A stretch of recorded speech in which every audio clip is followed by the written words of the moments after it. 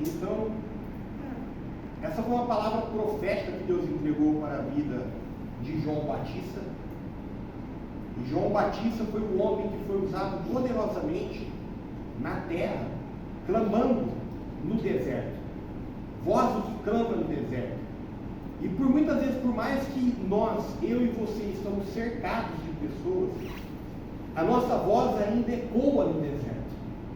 Porque não é toda a terra que ela está pronta para receber a palavra do reino de Deus. Não é todo o coração que está preparado, arado, ali a terra pronta, preparada para receber a boa semente da palavra de Deus. Então nós clamamos no deserto até hoje e preparando o caminho do Senhor. O nosso papel é ide, fazer o ide. Não temos que escolher para quem pregamos, temos que pregar. Agora a palavra do semeador diz que há boa terra, tem a terra que a palavra, a semente cai à margem do caminho, tem a semente que cai no meio de pedras, outra semente que cai no meio de espinhos, mas temos que clamar. Então nós somos a voz que clama no deserto, trazendo honra ao Senhor. E o Senhor me conta comigo, contigo, porque é a vez da igreja do Senhor clamar sobre essa terra. Houve o período que o Pai se manifestou, houve o período que o Filho se manifestou, hoje é o período que os filhos do reino se manifestam na presença, no poder de Elias, a som profética de Elias, para manifestar a glória de Deus sobre toda a terra. Então não é Deus que vai clamar, não é o Pai, não é o Filho, mas olha para a pessoa que está ao seu lado, somos nós. Nós somos essa voz que clama no deserto. E não importa quem está recebendo a semente, não é responsabilidade minha, sua, a terra, o solo, essa semente vai cair. A minha e a sua responsabilidade é pregar o Evangelho do reino. O Evangelho que cumpre o propósito de Deus, onde está em Isaías 46, 9 e 10. Porque Deus ele tem um propósito, e ele fala: o meu propósito é firme e subsistirá sobre todos os outros propósitos. Então o que eu tenho que fazer é alinhar minha vida com esse propósito eterno, para que eu cumpra o propósito juntamente com ele. Então por muitas vezes nós vamos ser essa voz que clama no deserto, voz que fala do reino, e as pessoas não entendem o reino. Fala do reino, fala do governo, fala do profético, fala do propósito de Deus, fala daquilo que engloba tudo, é questão de reinar e governar, mas as pessoas não entendem. Por quê? Porque parece que estamos clamando uma voz que clama no deserto. E quando aprendemos a questão de João Batista, quando João Batista veio, olha como é que o reino de Deus ele existe uma ordem. Repete comigo, existe uma ordem. Jesus era o Cristo, o Filho do Deus vivo. Jesus é aquele a qual foi profetizado quando lá no Éden, quando Deus estava em espírito, estava Adão, estava Eva, estava a cobra, estava o diabo possuindo a cobra. Deus em espírito, ele não quebra princípios, e ele disse: ei, do fruto dessa mulher eu vou nascer legalmente na terra e vou pisar na sua cabeça. Por quê? Porque Deus ele não quebra princípios. Então você vê que ele teve que vir em corpo, em carne, em osso. Por isso que a expressão de Jesus é filho do homem, para ele poder retomar o governo a qual Adão perdeu. Porque Deus é um princípio, Deus ele não quebra princípio. Se ele não quebrou lá, ele não vai quebrar aqui, ele vai contar comigo e contigo, para manifestar a glória dele. O inimigo ele conta com o homem para fazer as obras dele sobre toda a terra. Ele não parece do nada, há pessoas que invocam, há pessoas que clamam por ele, há pessoas que fazem trabalho de bruxaria, de feitiçaria, de alta magia, que invoca a presença do maligno, abrem portais dimensionais para trazer ele. E nós, como filho do reino, fazemos a mesma coisa. Diga assim: eu sou embaixador do reino de Deus. Há uma autoridade sobre a minha, sobre a sua vida. Não é qualquer um. Deus nos constitui reis e sacerdotes para quê? Para embaixar o reino de Deus sobre toda a terra. É um papel forte que o Senhor colocou para mim e para você. Não é o Senhor que vai fazer isso, é a igreja que vai fazer isso aí. E a igreja, ela não é quatro paredes. A igreja do Senhor, ela tem duas pernas. Fecha comigo, duas pernas. Onde estiver 2 ou 3 reunidos, ali eu estou. Então, essa é a igreja do Senhor que vai manifestar a glória de Deus sobre toda a terra, que são os justos do Senhor. E nessa, por que eu estou tocando isso? Porque nessa toda a importância da vinda do Filho do Homem, do Cristo, do Deus vivo, aquele que era o Verbo, que se encarnou, Jesus, ele se submeteu, se submeteu à voz profética, à autoridade constituída por Deus na terra. Quem que era? João Batista. Por isso que João Batista disse: me convém eu ser batizado por ti. Mas Jesus disse: não, para que se cumpra o que está escrito, porque Deus disse: eu vou levantar uma voz que clama no deserto. Essa é a minha voz, esse é o meu profético, esse é o meu apostólico, essa é a minha autoridade sobre toda a terra. E o próprio Senhor, para vir, ele teve que se submeter, reconhecendo essa autoridade. E quando ele mergulha nas águas, e quando ele levanta, Deus fala: esse é meu filho amado, em quem minha alma se compraz. Aí o bastão foi passado para a mão de Jesus Cristo, e ele começou o ministério dele sobre toda a terra. Repete comigo: no reino, a ordem, a decência. Temos que entender isso. Porque o império das trevas ele é extremamente organizado. Não vai pensando, Jesus disse: se Satanás expulsa Satanás, o reino dele, o império dele está dividido. E não é assim. Quem conhece o mundo espiritual sabe como é que é a hierarquia no mundo espiritual. E no reino de Deus é assim também. Então nós temos que reconhecer o chamado específico de cada pessoa, a voz profética de cada pessoa, a unção de cada pessoa, o chamado de cada pessoa, e colaborar em unidade para que o reino de Deus se expande sobre toda a terra. Temos que entender isso. E aqui, em Efésios capítulo 5, diz assim, agora vamos entrar na ministração. Diz assim: portanto, sede imitadores de Deus como filhos amados. Então o apóstolo está falando o que está lá em Gênesis 1:26. Nós somos imagem e semelhança do Senhor. Então, se nós temos que ser imitadores de Deus como filho amado, e o Senhor Jesus ele é a expressão exata da glória de Deus, da plenitude de Deus numa vida humana, quem que é o alvo para mim e para você olhar? O nosso Senhor. Porque se você ver depois que ele saiu das águas do batismo, Deus disse: esse é meu filho amado, em quem minha alma se compraz, e terminou ali. Depois, no monte da configuração, Deus brada novamente isso: esse é meu filho amado, em quem minha alma se compraz.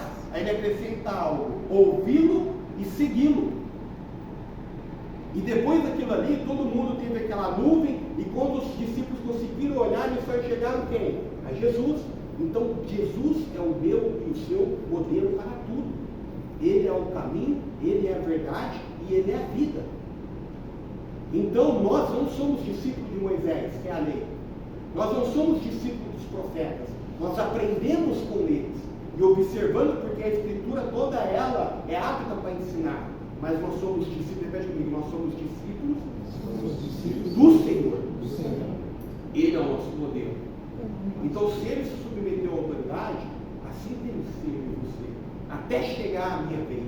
Repete comigo: enquanto não chega a minha vez, enquanto eu não estou preparado, enquanto eu não me aliei aos princípios, enquanto eu não fui capacitado pelo Espírito Santo, eu tenho que me submeter para aprender o reino de Deus. Não é se submeter para ser manipulado. No reino não existe isso. Mas a ordem e decência para se aprender. Se você quer crescer, você tem que aprender. Por isso que Jesus disse: aprender de mim que sou o quê? Manso e humilde. Jesus, com 12 anos, ele estava entre os doutores da lei, criticando. Repete comigo: criticar é diferente de interrogar. Interrogar é fazer pergunta. Fazer pergunta para poder crescer. Pergunta para poder aprender. Então Jesus, com 12 anos, ele estava no templo interrogando, perguntando aos mestres, aos doutores da lei, acerca do reino de Deus. Há uma diferença gritante de interrogar e criticar. Então existe ordem. Porque aquele que é o meu do seu caminho manifestou em ordem. Então ele fala, portanto, sejam imitadores de Deus como filhos amados, em andar em amor com Cristo, que também nos amou e se entregou por nós, a Deus como oferta e sacrifício como aroma suave. Aquilo que eu sempre falo, é reconhecer, repete comigo, isso daqui é a salvação. É a salvação. É reconhecer o sacrifício do Pai no Filho. Salvação é uma coisa, herdar o reino é outra. Então, nós andamos em amor, porque reconhecemos o sacrifício do Pai no Filho, então nós obedecemos, retribuímos esse amor em obediência, em uma vida a qual agrada ao Senhor.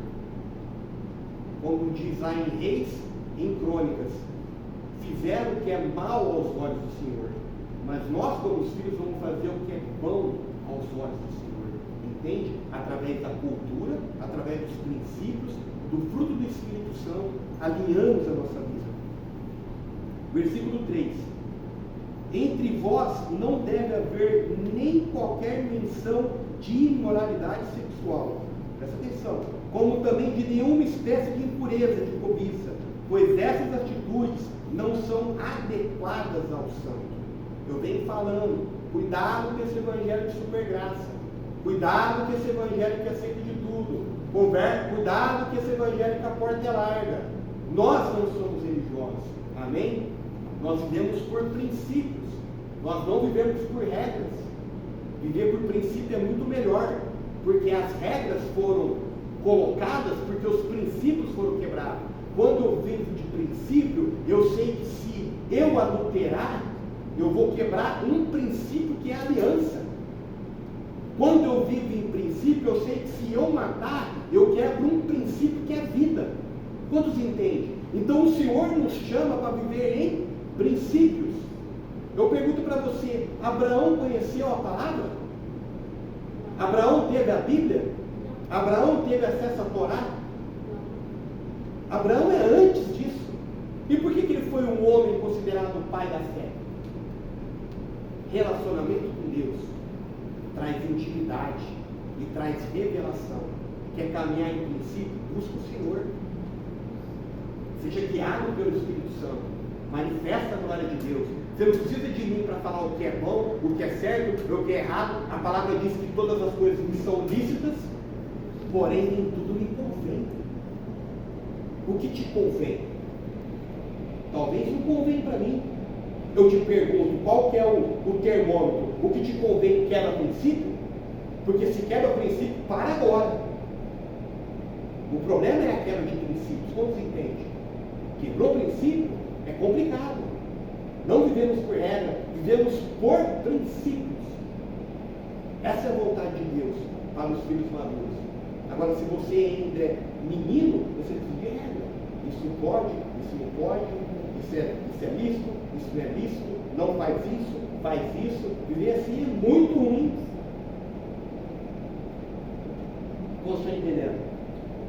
Então aqui está falando desse evangelho. Não abra, entre vós não deve haver nem sequer menção de imoralidade sexual, como também nenhuma espécie de impureza e de cobiça. Por essas atitudes não são adequadas aos santos. Viver em amor, e em Deus que é amor, é viver guardando os princípios do reino. Quem ama, obedece. O problema é que a palavra até amor, ela está distorcida nessa geração. Ela se distorceu. Diz assim, o amor de Deus não tem nada a ver. Absolutamente nada a ver. Com sentimento. E nem por uma questão afetiva. Esse não é o amor de Deus. Versículo 4. Não haja obscenidades, nem conversas tolas, nem gracejos imorais, que são inconvenientes, mas ao invés disso, cortai-vos com ação de graça. É você reconhecendo que você não é merecedor de tudo aquilo que o Senhor tem na tua vida, mas pelo sacrifício dele pela graça, você se torna filho, e você se tornando filho, você obedece, porque ele me amou primeiro, ele amou cada um de vocês primeiro. Se vocês estão aqui ouvindo a palavra do reino, é porque o Senhor amou cada como é que a gente vai retribuir isso? Vivendo em princípios, vivendo a cultura do reino, vivendo os frutos do Espírito Santo, não se envolvendo com nada que é imoral. Quando Jesus estava indo para o Getsêmani, ele disse: o príncipe desse mundo se aproxima. Todos aqui sabem que mundo, o que é mundo? Sistema, e não a criação. Porque a criação, Deus disse, é muito bom tudo que eu fiz. Então, quando Jesus fala o mundo já está na mão do maligno, é o sistema. O príncipe desse mundo, o príncipe desse sistema, o príncipe dessa cultura maligna se aproxima. E sabe o que Jesus disse? Eu não tenho parte alguma com ele. Será que nessa noite de Santa Ceia, cada um de nós pode falar isso? Que nós não temos parte nenhuma com o príncipe desse mundo? Que nós não temos ligação nenhuma com a cultura desse mundo, com a ideologia desse mundo, com a imoralidade desse mundo, com aquilo que está distorcido desse mundo? Será que na hora que nós vamos beber da Santa Ceia, você pode falar isso, fazer um autoexame de consciência e falar: eu não tenho parte com nada do príncipe desse mundo? Sabe por quê? Porque isso é que vai te colocar na posição de governo. Você vai passar a reinar e governar nessa vida, e no porvir. Eu não estou falando de salvação, estou falando de governo. Se você não tiver parte com nada do príncipe desse mundo. Ah, mas isso não tem nada a ver. Cuidado. Cuidado com o que não tem nada a ver, porque hoje a palavra diz que a apostasia se levantará como muito forte nos últimos dias. E o que mais tem é apostasia hoje. O que era certo passou a ser errado, o que é errado passou a ser certo. A cultura desse mundo fazendo choque com a cultura do reino de Deus, a fim de mostrar que a cultura do reino é errada, porque é uma cultura conservadora, porque é uma cultura de patriotismo, uma cultura de patriarca, de matriarcas, de pessoas que defendem a família. Não se esqueça que a bênção a qual eu e você em Cristo somos herdeiros e cordeiros são as bênçãos liberadas para a vida de quem? As famílias, sobre a vida de Abraão. Em ti, Abraão, serão benditas todas as famílias da terra. E se você vê quais são essas bênçãos, você lá vê as bênçãos que foram liberadas no Monte Gerizim. Há bênçãos para todas as áreas da nossa vida. Mas e aí? Caminhar em Cristo. Eu tenho que estar alinhado com essa cultura do reino. Vamos só entender até aqui. Versículo 5. Portanto, podeis estar bem certos disso: nenhum imoral, ou impuro, ou ganancioso, que é idólatra, tem herança no reino de Cristo e de Deus. Presta atenção, por que a palavra aqui, o apóstolo Paulo fala herança? Porque nós somos co-herdeiros dessas promessas. Nós vamos herdar o reino por herança. Quantos entendem isso? Mas se a nossa vida está um pezinho nessas questões aqui, pode esquecer. O reino de Deus é tomado por, e quem se esforça, se você está tranquilo na posição de salvo, amém, glória a Deus. Reconheceu o sangue, reconheceu o acesso, aceitou o sacrifício do Pai e do Filho, você está salvo. Mas eu quero dizer para você, esse não é o propósito de Deus. O propósito de Deus é te salvar, para te habilitar para reinar e governar juntamente com Ele. Esse é o propósito inicial. Quantos estão entendendo? Por quê? Porque essa é a vontade de Deus. Eu anuncio o fim desde o princípio. No princípio era Deus governando como homem sobre toda a terra. Quantos entendem isso? O fim vai ser a mesma coisa. A Nova Jerusalém desce do céu para a terra, e os reinos e as nações da terra passaram a ser de quem? O seu Cristo. E assim é necessário. Eu entender isso com profundidade. Não pode cair só na tua consciência, tem que cair no teu subconsciente. Porque Deus não te salva só para te salvar para levar para o céu. Esquece isso. Sei que tem pessoas que vão ver isso pela primeira vez, não é a vontade do Senhor. Os céus são do Senhor. A terra ele entregou para os filhos dos homens. Jesus ele vai voltar, montado num cavalo, para trazer o reino e o governo sobre toda a terra. A minha vida será como nos dias de Noé. Quem foi arrancado da terra nos dias de Noé? Os ímpios. Os justos sempre foram preservados sobre a terra. Todas as vezes. Sodoma e Gomorra foi destruído, Deus tirou os justos de lá. No tempo de Noé, Deus tirou os justos, preservou na terra, exterminou os ímpios. Na segunda vinda dele será igual, os justos vão governar sobre a terra, os ímpios serão arrancados. É difícil ter que entender isso, porque enquanto você não entender isso, você não vai tomar posse e se posicionar para governar naquilo que Deus quer. Temos que entender isso. O que mais se ouve hoje é que essa terra vai explodir. Quantos viu aí que a terra está pegando fogo, que a terra vai queimar, que isso aqui vai acabar, que se explode isso aqui mesmo, que eu vou para o céu? É o que mais se fala. É conspiração daquilo, é teoria da conspiração daqui do outro lado. E isso nada vai acontecer. Isso são os rumores que Jesus disse. Mas não é o fim. Mateus 24, o fim virá quando este evangelho do reino for pregado sobre toda a terra. Ele está longe disso acontecer. Tem nações que não conhecem o evangelho do reino. Não se preocupa não. Se projeta, faça planos para você tomar posse, para você herdar, para você governar, para você exercer domínio e autoridade no reino espiritual e aqui na terra. Deus te deu sacerdócio, uma unção de sacerdote comigo, uma unção, repete comigo, uma unção de sacerdote e de rei. Está lá em Apocalipse. Com a unção de sacerdote você acessa o céu. Com a unção de rei você governa sobre a terra. Não se iluda, não caia nessas conversinhas. A terra não vai ser destruída, a terra vai ser transformada em novos céus e nova terra. Esquece.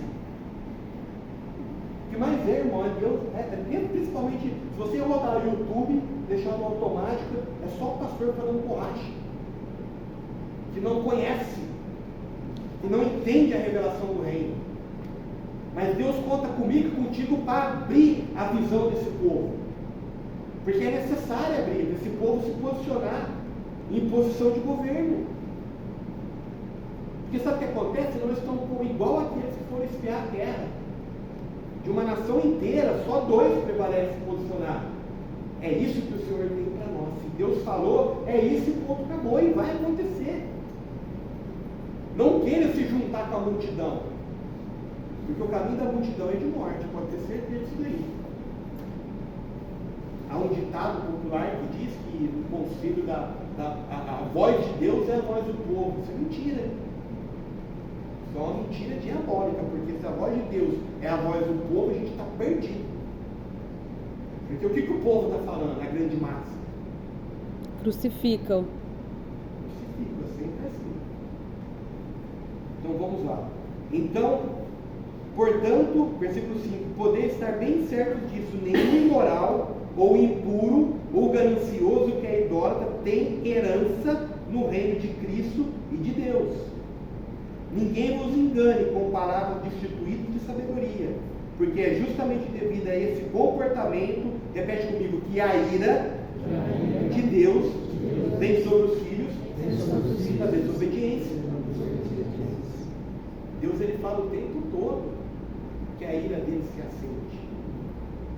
O pregador que mais falou de inferno, quem sabe responder quem é? Jesus. Foi Jesus. O pregador que mais pregou sobre o inferno, Jesus. quem que foi? Jesus. Jesus. Haverá ranger de dentes. Haverá menos juízo para Sodoma e Gomorra do que para essa geração imoral. Ele falou de juízo o tempo todo, sabe por quê? Porque o Senhor, repete comigo, o Senhor é juiz. E juiz faz justiça. Fazendo justiça, ele alegra os justos.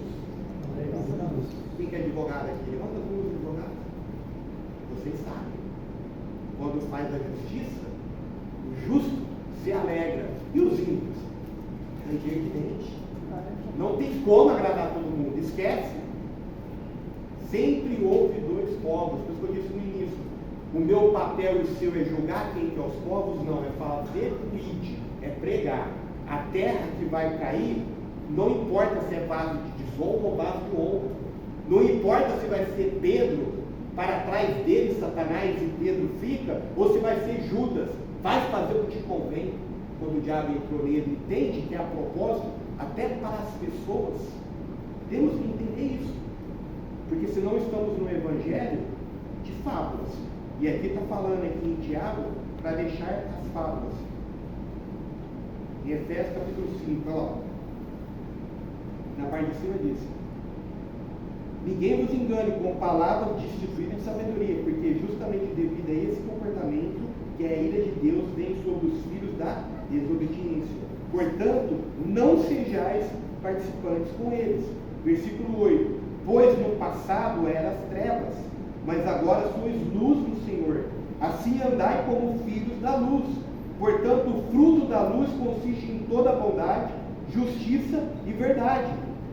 Presta atenção, repete comigo: justiça. Versículo 10: aprender a discernir o que é agradável ao Senhor. Aquilo que eu disse, tudo me é lícito, mas não me convém. E não vos associeis às obras infrutíferas das trevas. Pelo contrário, condenais. Ah, mas não julguei para não ser julgados. Mas se você sabe que a obra é das trevas, nós temos que condenar essas obras. Isaías 54, 10. Essa é a justiça que provém de mim. Condena as obras. Entende? O povo de Deus não tem que ficar calado com medo. Ah, eu estou julgando. Não. Você tem que condenar as obras das trevas. Aquilo que está errado tem que ser condenado pelos filhos da luz.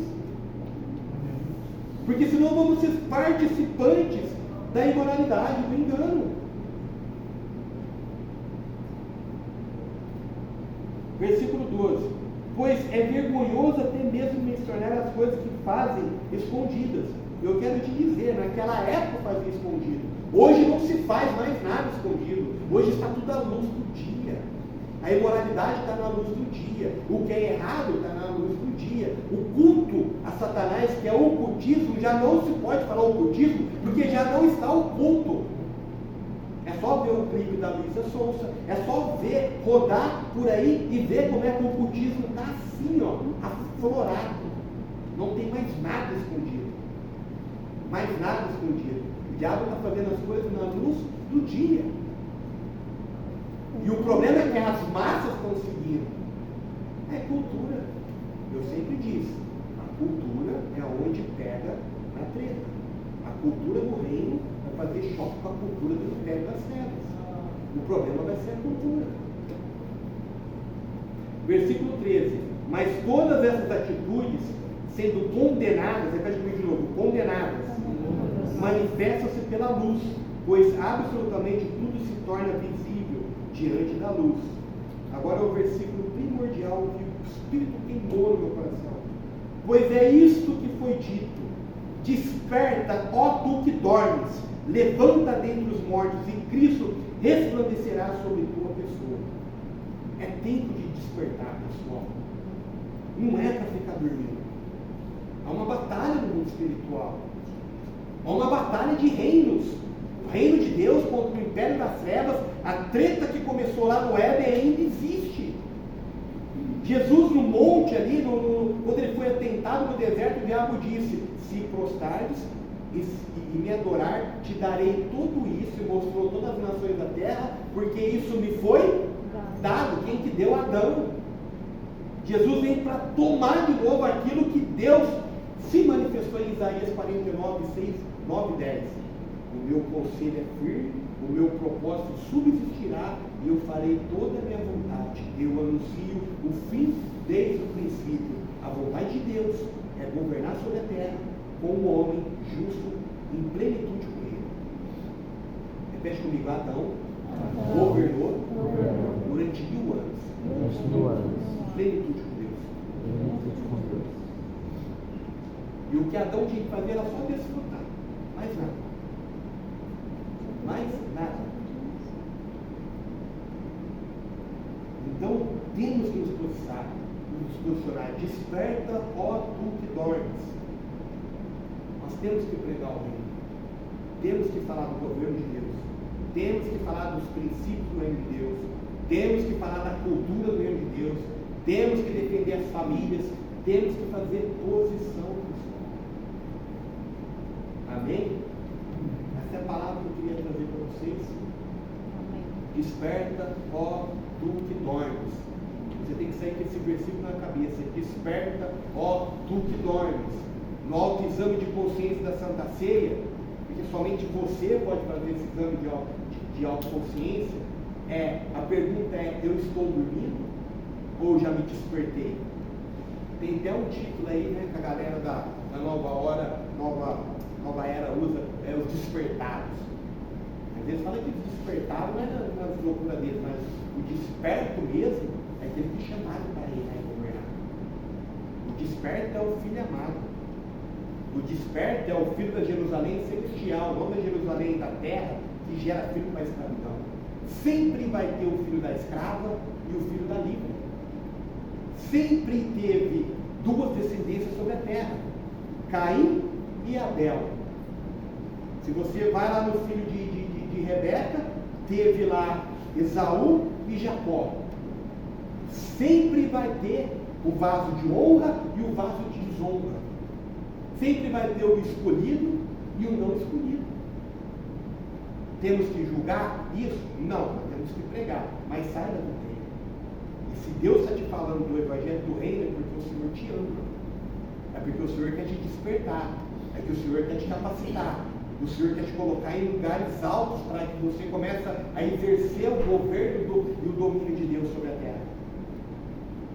Quantos entendem isso? Amém? Se essa palavra caiu no seu coração e ela te traz um posicionamento no reino de Deus, é porque você é um filho amado. Se a palavra do reino queima, na área que você exerce, você tem que ser o melhor, exercer o topo, a glorificar o nome de Deus, porque essa é a vontade do Senhor. Quando nós ouvimos falar que somos reinantes, você reina no quê? Primeiramente, você tem que reinar sobre a sua vida, reinar sobre a sua casa, sobre a sua família, em princípio, depois estender isso para fora. Quantos entendem isso? Amém. Esse é o governo de Deus. O governo começa aqui, que é um fruto do Espírito, domínio próprio. Ou nós fazemos parte de Caim, que Deus bate no coração: ei Caim, não faz o mal, Caim, não faça isso, Caim, isso que você vai fazer, o mal vai te dominar. E Deus alertando, batendo no coração do cara, e o cara decidido em fazer o mal. Repete comigo: livre-arbítrio é perigoso, mas existe. Você está usando ele para quê na sua vida? Para que você está usando o livre-arbítrio na sua vida? Para escolher o bem ou escolher o mal? Escolher a vida ou escolher a morte? Saiba que tudo que você está vivendo hoje foi sementes que você lançou no solo. Ei, não tem culpa ninguém.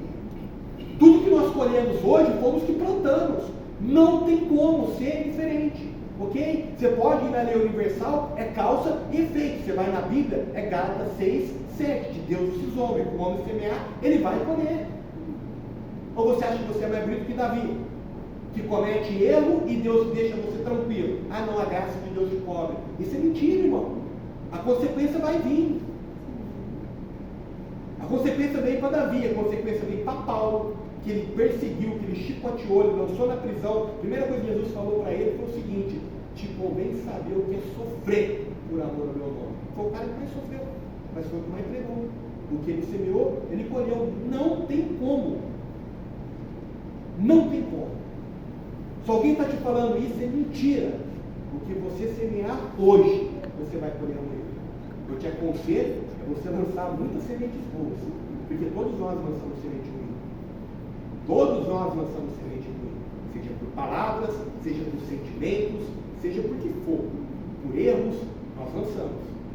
O meu conselho é lançar muita semente boa e ganhar muita gente com o reino de Deus, porque quando a gente ganha uma alma, multidão de pecados nós são apagados. Quantos entendem isso? É noite de Santa Ceia, uma palavra mais dura para trazer reflexão. Porque senão traz reflexão que bem tem nisso. Se a palavra ela não vem para cortar juntas e medulas, que bem tem isso. Se a palavra não vem para te frutificar, para crescer, que bem tem isso. Uma palavra que amassageia a sua alma e você continua na imundícia do pecado. Tem pessoas que não gostam dessa palavra, mas eu não estou nem aí. Eu falo naquilo que o Senhor coloca no meu coração. Porque a Bíblia diz, se estáis sem correção, vós não são filhos, e são bastardos. Não é o que eu estou falando, é a palavra. Agora, se você quer ouvir o Evangelho de vida à la volonté, fica à liberdade. Fala, ó, não perca teu tempo comigo, porque aqui você vai ouvir algo só. Porque não foi para pregar esse Evangelho à la volonté que o Senhor me chamou.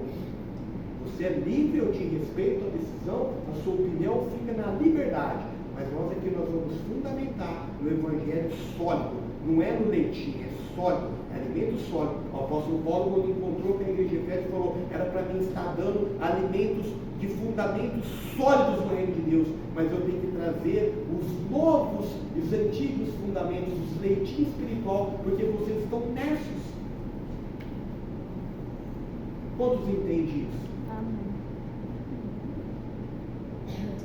A palavra do reino, ela vem para confrontar. Ela tem que transformar aquilo que o Divaldo fala numa metanoia na vida nossa. Romanos 12:1, seja o vosso culto racional bem firme, para saber qual é a boa, agradável vontade de Deus para a nossa vida. Deus tem a boa, agradável e vontade dele para a nossa vida.